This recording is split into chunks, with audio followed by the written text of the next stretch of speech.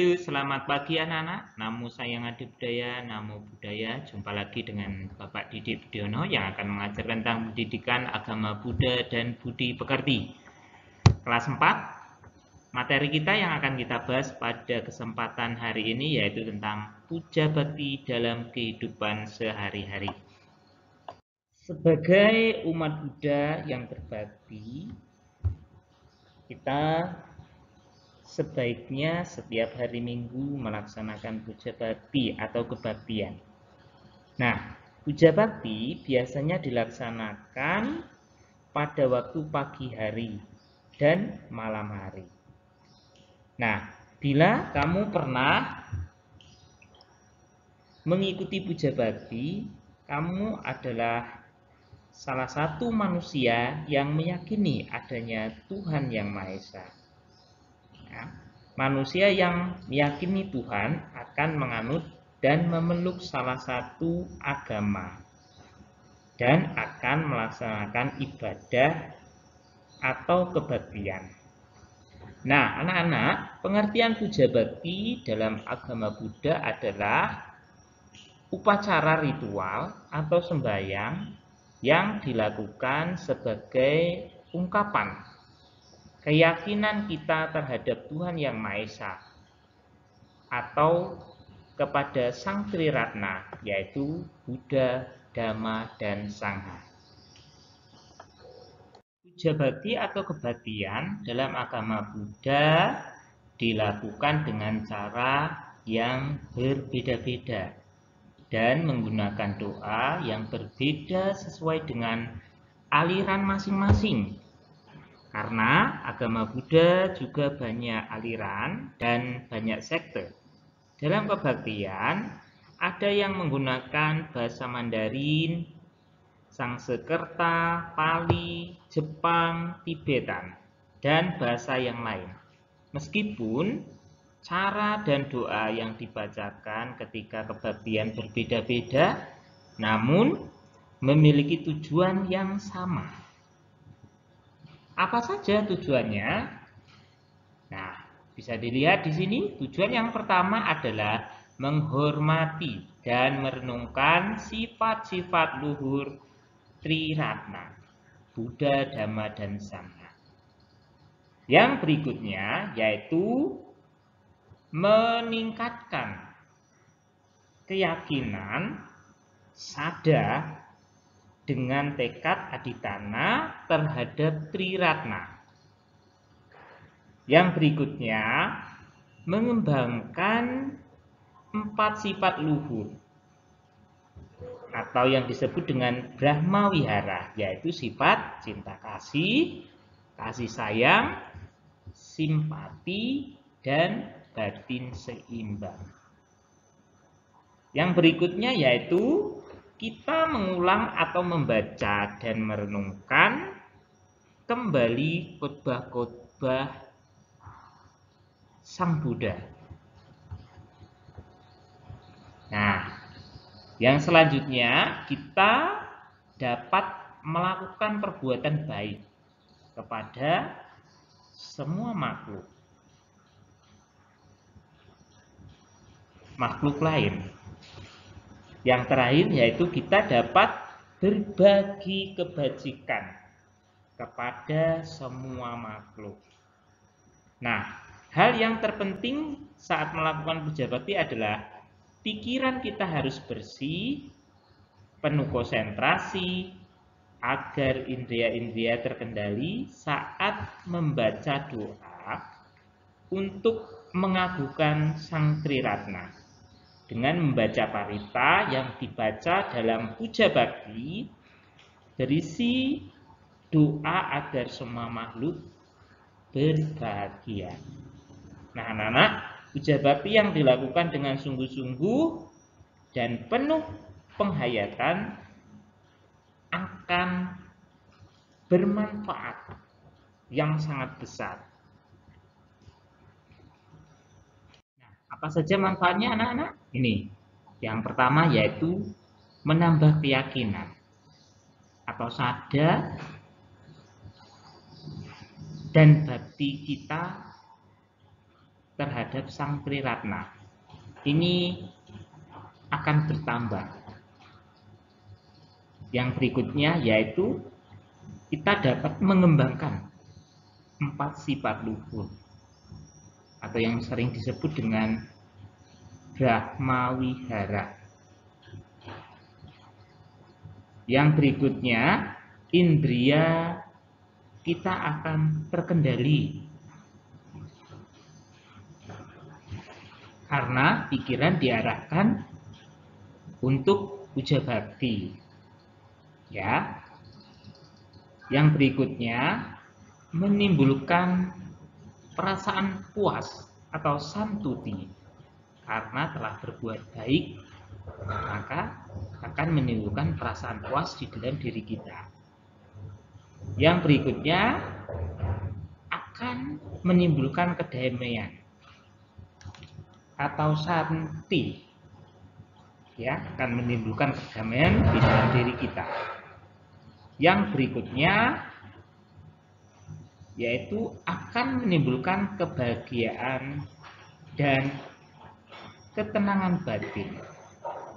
Nah, jadi ini manfaat-manfaat dari kita melakukan puja bakti. Selanjutnya, tata urut dan cara puja bakti disesuaikan dengan wihara dan aliran yang dianut oleh umat yang melaksanakan puja bakti. Tata cara urutan puja bakti yang sering dilakukan adalah pertama-tama kita membacakan parita atau sutra. Kemudian setelah selesai kita melaksanakan meditasi, yaitu untuk mengembangkan batin kita supaya tenang dan damai. Setelah bermeditasi, kita mendengarkan ceramah atau khotbah dari biku atau romo pandita. Nah, setelah mendengarkan ceramah atau khotbah dari biku atau romo pandita, kita lanjutkan dengan berdana atau untuk melatih kemurahan hati kita dengan melakukan dana paramita. Setelah melakukan dana paramita, kita melakukan pelimpahan jasa kepada leluhur agar para dewa dan naga yang perkasa memberkati kita semua. Selanjutnya, puja bakti ditutup dengan membacakan parita atau sutra. Materi yang berikutnya yaitu macam-macam puja bakti. Nah, dalam agama Buddha, macam-macam puja bakti ada 3. Ya, yang pertama adalah kebaktian umum, kebaktian sekolah, kebaktian pribadi. Apa itu kebaktian umum? Yaitu kebaktian yang dilaksanakan secara bersama-sama di wihara, cetya atau candi. Nah, contoh kebaktian umum yaitu kebaktian dewasa, usia lanjut, kebaktian sekolah minggu, dan kebaktian hari raya. Kebaktian umum dibedakan menjadi 2 macam, apa saja? Yaitu kebaktian yang dihadiri oleh biku dan kebaktian yang tidak dihadiri oleh biku. Biasanya kalau dihadiri oleh biku, kita meminta permohonan tuntunan parita, tisarana, dan pancasila. Atau kita membacakan aradhana, tisarana, dan pancasila. Dibacakan agar bimbingan biku berlindung kepada Triratna dan tekad melaksanakan Pancasila. Nah, ketika biku akan ceramah, umat membacakan parita permohonan ceramah dengan membacakan aradhana dhammadesana. Nah, yang kedua yaitu kebaktian di sekolah. Nah, kebaktian yang dilaksanakan sebelum dan sesudah pelajaran agama Buddha dilaksanakan. Di dalam kebaktian ini, pembacaan doa tidak mengikat dan mengikuti kebiasaan di sekolah tersebut. Pada umumnya, sebelum pelajaran agama Buddha dimulai, siswa guru membacakan Parita Namaskara Gata. Setelah pelajaran selesai, siswa membacakan kembali Namaskara Gata atau Wihara Gita Namaskara Gata. Tujuannya apa? Tujuannya agar kebaktian di sekolah agar para siswa lebih yakin terhadap kebenaran Dharma Buddha. Hal yang perlu diperhatikan dalam kebaktian di sekolah adalah mempersiapkan suasana tenang dan batin yang damai. Suasana tenang dan damai akan membuat pembacaan parita lebih hikmat. Nah, yang ketiga adalah kebaktian pribadi. Kebaktian yang dilakukan oleh perorangan atau keluarga yang biasanya dilaksanakan di rumah. Nah, akan tetapi terdapat pula umat Buddha yang melaksanakan kebaktian pribadi di wihara ataupun cetia. Sopan santun di wihara. Mengunjungi wihara sebaiknya menunjukkan tata krama atau sikap hormat dan sopan dengan mematuhi peraturan di wihara tersebut. Dengan melakukan tata krama, mematuhi peraturan di wihara, puja bakti dapat berlangsung dengan tertib dan hikmat, tenang dan nyaman. Tata krama yang ada di wihara adalah kita harus berpakaian rapi dan sopan, ya. Melepas alas kaki, topi, maupun jaket. Meletakkan alas kaki pada tempat yang sudah disediakan. Nah, tata krama pikiran apa saja? Pikiran bersih saat memasuki halaman wihara. Menjaga kesadaran agar pikiran tetap bersih dan suci. Tata krama ucapan, yaitu memberi salam dengan bersikap anjali apabila kita berjumpa dengan biku dan umat. Ya, bersikap ramah kepada siapa saja yang ada di lingkungan wihara. Ya, yang berikutnya mengikuti puja bakti dengan tertib. Yang berikutnya membaca parita dengan tenang. Ini tata krama melalui ucapan. Selanjutnya adalah tata krama melalui perbuatan. Ya, jadi pada saat memasuki ruangan puja bakti dengan bersikap anjali. Ya, berikutnya kita bersujud di hadapan altar Buddha sebelum dan sesudah meninggalkan wihara. Kita bersujud di hadapan altar Buddha sebanyak 3 kali, ya. Yang berikutnya kita mendengarkan khotbah dharma atau ceramah.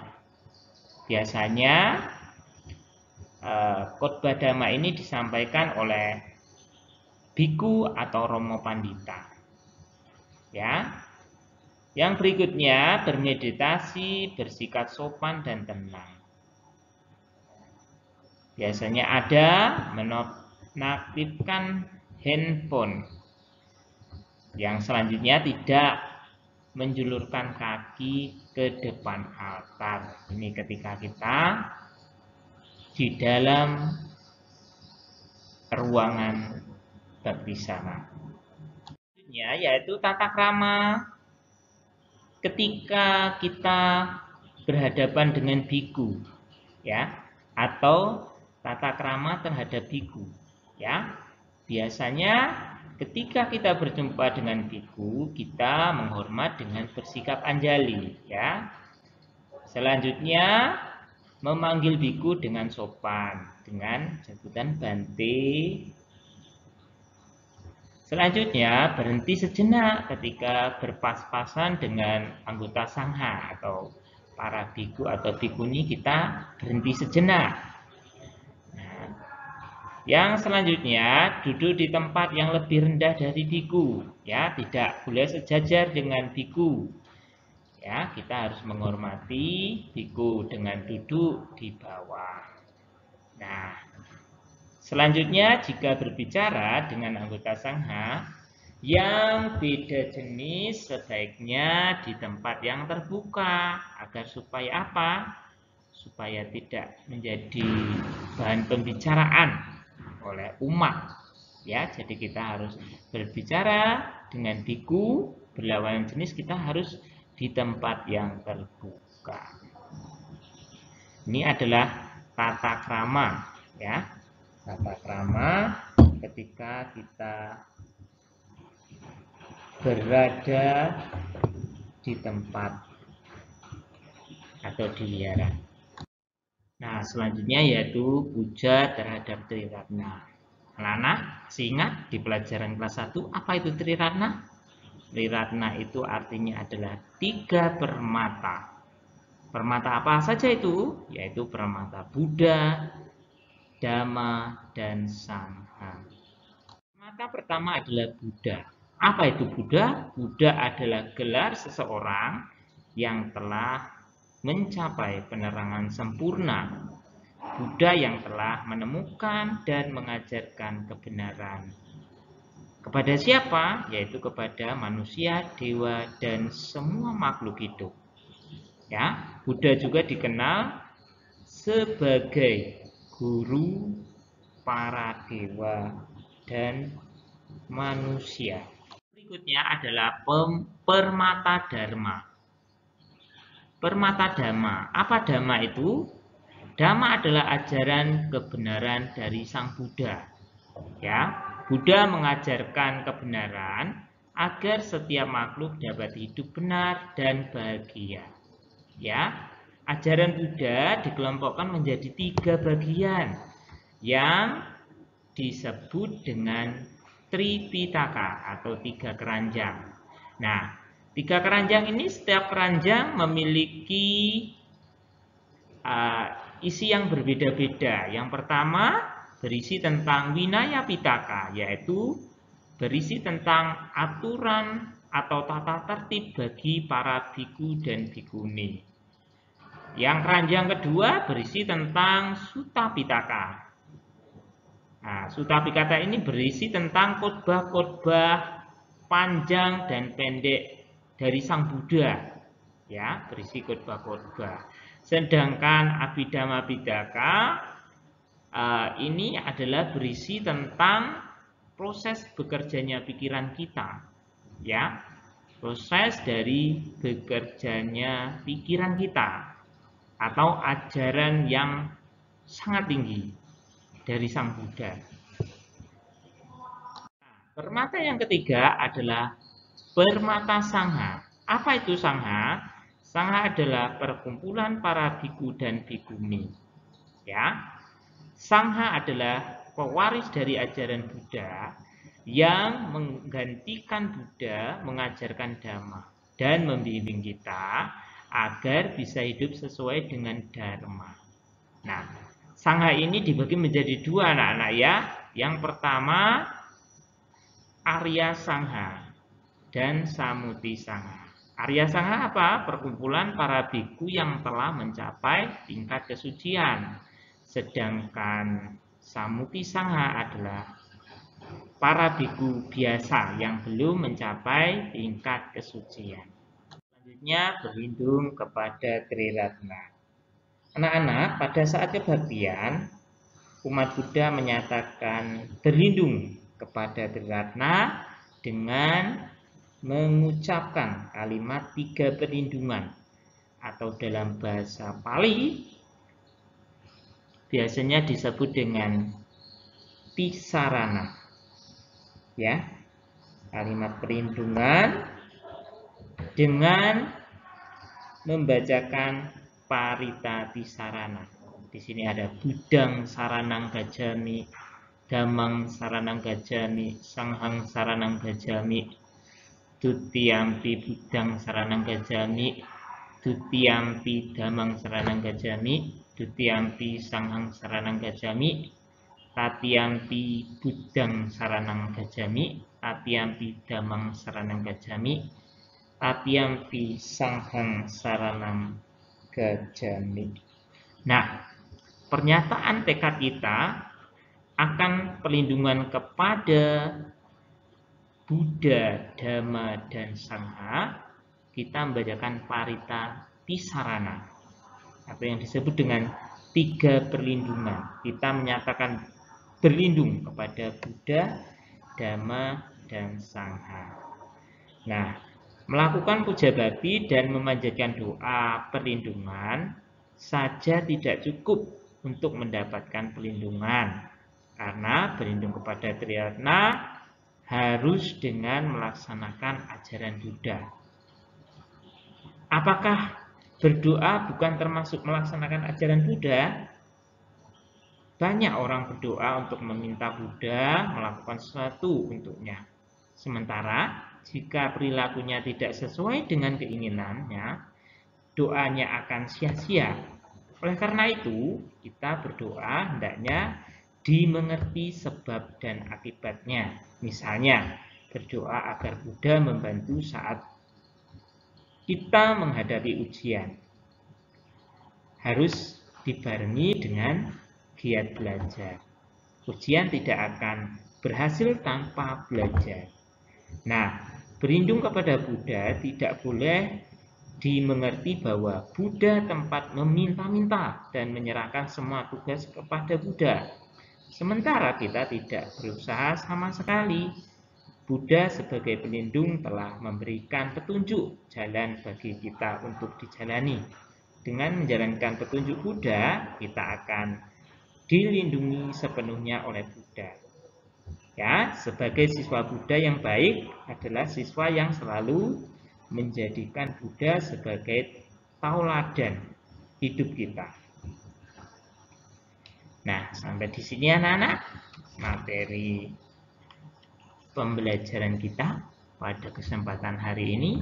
Semoga apa yang telah Bapak sampaikan dan jelaskan hari ini dapat dimengerti dan dipahami oleh anak-anak semua. Nah, akhir kata dari Bapak, Sati Sata Bhawantu Sukitata. Semoga semua makhluk hidup berbahagia. Sadu, sadu, sadu. Namo Buddhaya.